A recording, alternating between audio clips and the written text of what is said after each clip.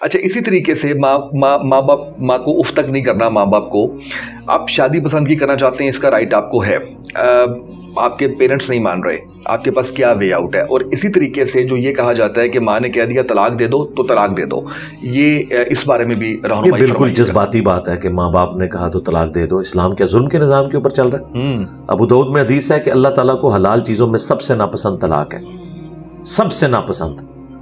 ناپسند کیوں ہے؟ حلال بھی ہے، حلال اس لیے کہ بعض اوقات جینون ضرورت پڑ جاتی ہے، یعنی وہ شادی کی، وہ نہ مرد نکل آیا، یا وہ عورت کو مارتا پیٹتا ہے، نشہ کرتا ہے، پہلے نہیں پتا تھا اور وہ اصلاح بھی نہیں اپنی کر رہا، تو ظاہر ہے کہ بچی تو نہیں بروانی کسی نے اپنی، بالکل ایسے کہ وہ اس کو مار دے، تو پھر طلاق کا ایک آپشن کھلا رکھا گیا۔ اسی طریقے سے عورت کوئی ایسی بد کردار ہے کہ وہ نہیں سدھر رہی، تو مرد کے پاس تو پھر آخری حل یہی ہے کہ وہ پھر علیحدگی اختیار کرے، اس لیے اللہ نے اسے حلال رکھا، لیکن ناپسندیدہ، اتنی ناپسندیدہ کہ صحیح مسلم میں حدیث ہے کہ شیطان کا تخت پانیوں پہ لگا ہوا ہے، شام کے وقت اس کے سارے چیلے آ کے بتاتے ہیں آج ہم نے فلاں شخص سے فلاں گناہ کروایا، فلاں سے فلاں کروایا، چوری کروائی، بدکاری کروائی۔ شیطان ریلیکس رہتا ہے، کسی کے اوپر ایکسائٹ نہیں ہوتا۔ جس طرح ایک چیلا بتاتا ہے نا آج میں نے میاں بیوی کی علیحدگی کروا دی، وہ اتنا ایکسائٹڈ ہوتا ہے کہ وہ اسے گلے لگا لیتا ہے کہ اصل کام تو نے کیا ہے، کیونکہ میاں بیوی کی جدائی کے بعد تو پھر بچوں کا کیا بنے گا، مینٹل بارڈرز ان کے بدل جائیں گے، عورتیں بعض اوقات خودکشی کر لیتی ہیں، بعض اوقات معاشرے کے لیے ناسور بن جاتی ہیں، ڈپریشن میں چلی جاتی ہیں، مرد ڈپریشن میں چلے جاتے ہیں۔ تو اس لیے اسلام نے خاندانی نظام کے اوپر زور دیا۔ اب رہا یہ مسئلہ کہ ماں باپ جو ہیں وہ کہیں کہ طلاق دے دو، تو اسلام کے مزاج میں تو کہیں نہیں بیٹھتا یہ۔ اسلام تو کہہ رہا ہے آخری وقت تک آپ نے رشتہ نبھانا ہے۔ ان کے پاس ایک روایت ہے بخاری کی کہ حضرت ابراہیم علیہ السلام جب ملنے آئے حضرت اسماعیل علیہ السلام کو ان کی غیر موجودگی میں، تو جاتے ہوئے انہوں نے پیغام دیا ان کے لیے، وہ گھر پہ نہیں تھے، کہ اپنے گھر کی چوکھٹ بدل لینا، یہ کوڈ ورڈ میں انہوں نے بات کی۔ تو جب ان کی بیوی نے ان کو بتایا تو انہوں نے اپنی بیوی کو طلاق دے دی کہ ابراہیم علیہ السلام نے یہ میسج دیا تھا کہ یہ عورت درست نہیں ہے۔ ٹھیک، اس کی پلی لے کے یہ کہتے ہیں باپ کے کہنے کے اوپر کرو۔ بھئی وہ باپ وہ تھا جسے وحی کی تائید حاصل تھی، یہ لیگیسی آگے نہیں چلی ہے۔ نبی علیہ السلام نے تو آخری درجے تک کوشش کی ہے کہ طلاق نہ ہو۔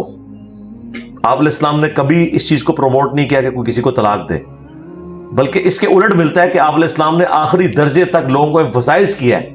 قرآن میں نقل ہوا ہے کہ حضرت زینب اور زید ابن حارثہ کا آپس میں رشتہ ہے، وہ ہاشمی خاندان سے تھی اور یہ غلام تھے، وہ نہیں نبھ رہی تھی، اور قرآن کے الفاظ ہیں کہ تم بار بار کہتے تھے زید سے کہ کمپرومائز کرو اور اس رشتے کو چلاؤ۔ الٹیمیٹلی خیر وہ رشتہ چل نہیں سکا، لیکن نبی علیہ السلام کی اپروچ یہی تھی کہ نہیں، کمپرومائز کر کے چلاؤ۔ بخاری مسلم میں حدیث ہے عورت ٹیڑھی پسلی سے پیدا ہوئی ہے، اسے سیدھا کرنے کی کوشش نہ کرو ورنہ توڑ بیٹھو گے، اور اسے توڑنا طلاق دینا ہے، اس سے نفع حاصل کرو۔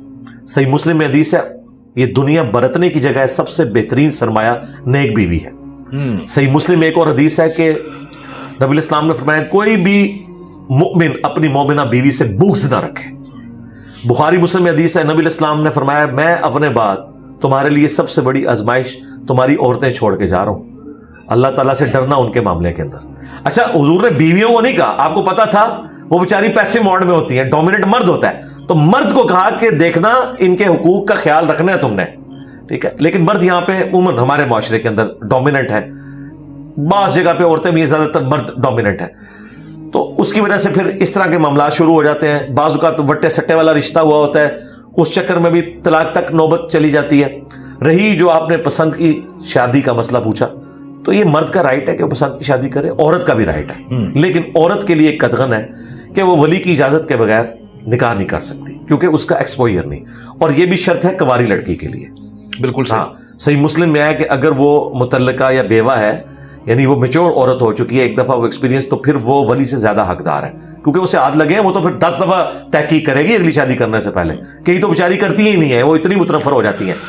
لیکن پہلی شادی جو ہے جو کنواری عورت کی ہے، وہ ولی یعنی اس کے باپ نہیں ہے تو چچا، بڑا بھائی، اس کو انوالو کیے ہوئے بغیر نہیں کر سکتی، کیونکہ معاشرے میں ایکسپوئر ہے ان لوگوں کا، وہ پتہ کروائیں گے۔ عورتیں بیچاری فوراً امپریس ہو جاتی ہیں مردوں سے، انہیں یہ نہیں پتا کہ یہ کوئی ایک لو ہیٹ کا ریلیشن شپ تو نہیں جو آپ نے چلانا ہے، اس کے بعد گھر کے خرچے ہیں۔ اور میں اکثر کہتا ہوں شادی وہ دم ہے جس کے ساتھ اتنا بڑا ہاتھی لگا ہوا ہے، وہ آپ کو شادی کے بعد پتا چلتا ہے. اس میں یہ جو ایک سیکس والا ایلیمنٹ ہے یہ تو بہت چھوٹا سا ہے، اس کے ساتھ کئی چیزیں جڑی ہوئی ہیں. پسند کی شادی ضرور کریں لیکن ماں باپ کو قائل کر کے. اور اگر ماں باپ قائل نہیں ہو رہے اور ایک مرد شادی کرنا چاہتا ہے ایسی لڑکی کے ساتھ جس کے ماں باپ قائل ہیں، یعنی ولی کی اجازت موجود ہے، تو ٹھیک ہے، ماں باپ کی اجازت کے بغیر وہ شادی کر سکتا ہے، لیکن ایک شرط، اس کو بیاہ کے پھر اس گھر میں نہیں لائے گا. ہاں، ورنہ تو لا کے آپ بھیڑیوں کے آگے ایک معصوم سے خرگوش کو پھینکنے لگے ہیں. تم تو چلے جاؤ گے نوکری پہ، تمہاری بیوی سے وہ اس کے بھی بدلے اتاریں گے اور تیرے بدلے بھی اتاریں گے. یہ ظلم ہے، کام خراب ہو جائے. اور اور میں اپنی سسٹر سے بھی ریکویسٹ کروں گا، اگر ان کا کوئی اس طرح کا سلسلہ چل رہا ہے تو وہ پہلے سٹیمپ پیپر کے اوپر لکھوائیں کہ پھر وہ بغیر جو اس طریقے سے ماں باپ کی مرضی کے رشتہ کر رہے ہیں نا جس مرد کے ساتھ آپ، پھر ان ماں باپ کے ساتھ آپ نے نہیں رہنا.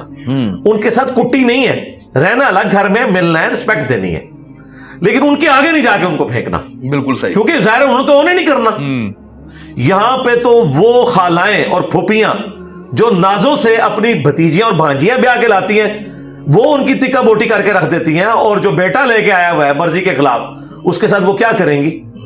تو وہ تو آپ سمجھ لیں ایک بھوکے شیر کے آگے آپ ایک معصوم جانور کو پھینک رہے ہیں، وہ تو چھوڑے گا ہی نہیں اس کو. تو پھر یہ والا ایلیمنٹ آپ نے خیال رکھنا ہے. اور اگر یہ نہیں ہے تو مہربانی کریں یہ لو میرج سے باہر نکلیں. بالکل صحیح. اور کہیں ارینج میرج کریں، وہ زیادہ بہتر ہے. اور میں نے یہی دیکھا ہے کہ 90% سے زیادہ ارینج میرجز کامیاب ہوتی ہیں اور 90% سے زیادہ لو میرجز ناکام ہوتی ہیں. ہمارے پاس تو اکیڈمی میں فون آتے رہتے ہیں. آج تک جتنے نکاح طلاق کے مسائل اس طرح کے آئے ہیں نا، 99.9%، میں ان کو کہتا ہوں ذرا ان سے پوچھو لو میرج تھی؟ ہاں جی لو میرج تھی. مجھے پتا چل جاتا ہے، کیونکہ وہ ایک دم کو دیکھ رہے ہوتے ہیں. اس کے بعد جب ہاتھی نکلتا ہے نا باہر، پھر سارا لو نکل جاتا ہے. پھر لو نو لبدے پھرتے ہیں، اور لو نہیں پھر لبدا. لیکن ارینج میرج میں میں نے دیکھا ہے ماں باپ پھر تھوڑے سے کلٹسی میں بھی آ جاتے ہیں کہ یار یہ تو ہم نے پسند کیا تھا، اب بیٹے کو پھر وہ طریقے سے چلتے ہیں، تھوڑا ڈیکورم کا خیال رکھتے ہیں. لیکن لو میرج میں تو وہ کہتے ہیں آپ سنبھال، تو لے آندی سی، ٹھیک ہے، ساڈے کو پوچھیا سی، میں تے وہ لے کے آنی سی، پھر تک تو ایک کتنی فرما بردار ہوتی. تو اس لیے بہتر یہ کہ چپ کر کے، دنیا میں کوئی عورتوں کی کمی ہے؟ اچھی عورتیں اویلیبل ہیں اور اچھے مرد بھی اویلیبل ہیں. بہتر یہ ہے کہ آپ ارینج میرج کی طرف جائیں. ہاں، لو پلس ارینج ہو جائے بہت اچھی بات ہے، لیکن اگر ماں باپ راضی نہیں ہے تو پھر کوشش کریں کہ آپ کوئی اور رشتہ ہی دیکھیں. یہ میں بات کر رہا ہوں شادی سے پہلے. شادی کے بعد ماں باپ راضی نہیں ہے نا، وہ جو مرضی کریں، آپ نے اپنا گھر کیوں برباد کرنا ہے؟ بالکل نہیں کر سکتے. بالکل صحیح ہے.